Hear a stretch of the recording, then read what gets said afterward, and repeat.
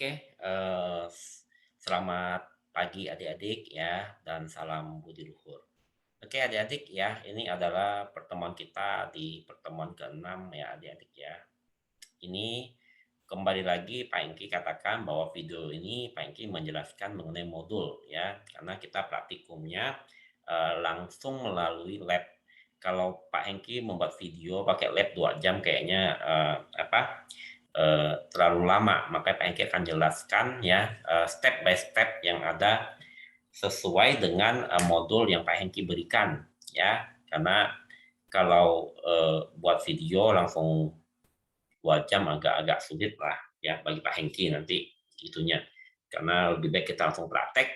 Yang gunanya video ini adalah untuk mereview eh, modul sehingga ada istilah-istilah apa yang belum dipahami, Pak Hengki jelaskan langsung di video ini. Nah, pada pertemuan ini kita akan membahas tentang general ledger atau buku besar ya. Kalau orang akuntansi ya pasti ngerti buku besar ya, meliputi transaksi jurnal umum saja yang pasti ya. Tetapi beberapa hal yang perlu diperhatikan ya sebelum melakukan jurnal umum, diantaranya adalah pertama adalah menentukan chart of account, yang kedua menentukan budget account ya kalau itu diperlukan. Nah, adik-adik ya, jurnal umum kita tahu ya, namanya juga, formulir bukti jurnal umum kalau di Accurate ya, yaitu di mana formulir ini berfungsi untuk mencatatkan transaksi yang bersifat umum yang pasti ya. Pertama adalah yang paling penting adalah transaksi setoran dana tunai, cash atau bank. Yang kedua adalah transaksi transfer data dana kita dari cash atau ke bank ke cash atau sebaliknya. Yang ketiga adalah transaksi pengambilan dana tunai ya, baik dari cash perusahaan ataupun dari bank. Yang keempat adalah untuk membayar beban sewa dibayar di muka, prepaid rent ya, atau asuransi dibayar di muka, atau beban dibayar di muka lainnya. Yang kelima adalah untuk menghitung dan mencatat biaya yang masih harus dibayar ya, itu beban. Yang keenam, penyesuaian atas perlengkapan yang telah habis dipakai, dan yang ketujuh adalah pembelian atau penjualan valuta asing ya, misalnya dolar dan sebagainya. Nah, ini adalah formulir jurnal voucher ya. Jadi ini ada jurnal secara umum, eee, saya katakan sebenarnya tidak sulit ya adik-adik ya. Nah, ngikutin aja alurnya sebenarnya juga langsung bisa diisi ya. Di sini voucher number otomatis otomatis ya, karena sebagai primary key di dalam sistem tanggalnya ada tanggal hari ini otomatisnya. Tapi kalau misal mau diubah silakan monggo. Description-nya adalah nama jurnal voucher kita yang kita mau isi ya. Kemudian save and close. Nah, di dalam bukti jurnal umum atau jurnal voucher ya, bukti jurnal umumnya ya, Inggrisnya kan jurnal voucher ya.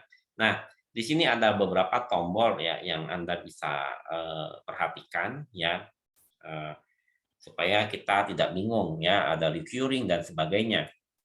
Nah, adik-adik ya, ini adalah menu-menu tambahan ya. Nah, jurnal voucher juga dibagi menjadi beberapa macam ya. Ada base currency, ada multi currency dan sub ledger ya.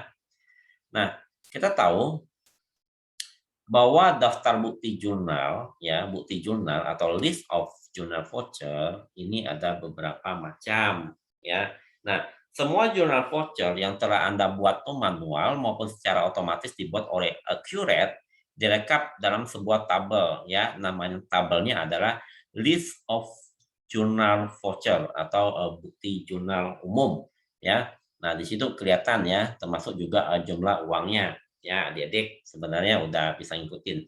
Nah, dari tabel daftar jurnal ini ada macam-macam menu atau ada list keterangan ya, sehingga Anda harus memahami informasi ya seperti di sini ya dipaparkan. Ya, saya rasa di sini tidak sulit adik-adik ya, karena udah lengkap modulnya. Berikutnya Pak Hengki mau menjelaskan tentang account history ya, history akun ya. Jadi kumpulan efek, Anda ngerti efek kan ya? Jadi efek itu adalah list macam-macam transaksi yang kita lakukan dari setiap pencatatan transaksi yang mengakibatkan perubahan posisi keuangan perusahaan.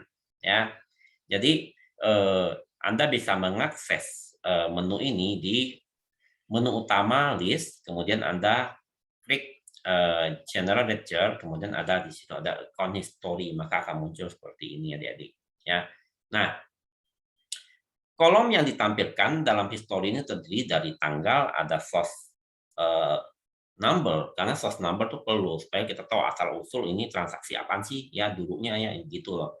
Ya termasuk account number, account name dan sebagainya, debit, credit, department, project, description, and source ya.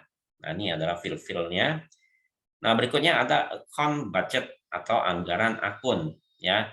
Ini namanya juga perusahaan pasti mempunyai perencanaan ya.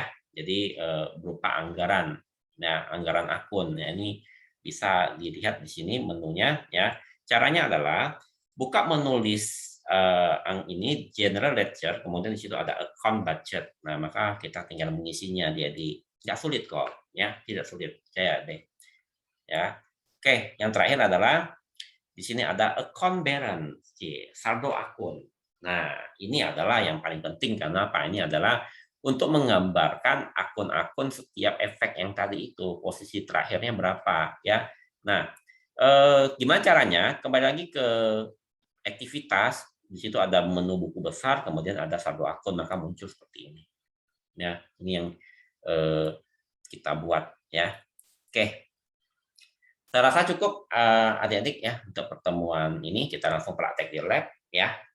Karena kalau praktek lab misal 2 jam, Pak Hengki jelasin melalui video ini terlalu panjang, makanya Pak Hengki berusaha membuat review dulu, review mengenai modul-modul di setiap pertemuan sehingga Anda tidak bingung apa istilah-istilah asing yang baru. Oke, terima kasih atas perhatiannya. Kita ketemu lagi di